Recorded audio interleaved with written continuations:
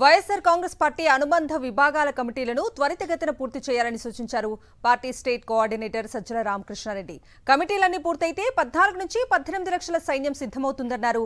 ప్రజా పోరాటాలను మరింత ఉధృతం చేసేందుకు కమిటీలన్నీ సిద్ధం కావాలన్నారు సజ్జల. తాడేపల్లిలోని పార్టీ కేంద్ర కార్యాలయంలో వైఎస్ఆర్సీపీ అనుబంధ విభాగాల అధ్యక్షులతో సమావేశమయ్యారు.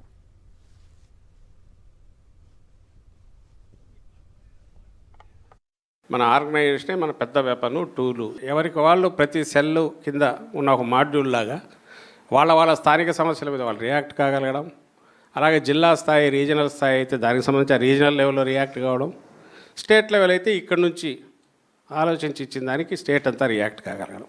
మన అంచనా ప్రకారం ఇక 14 నుంచి 18 లక్షల మంది దాకా వస్తారని ఈ అన్నీ కలుపుకుంటే. సో వీళ్ళందరూ ఇదే మన బలం మొత్తం.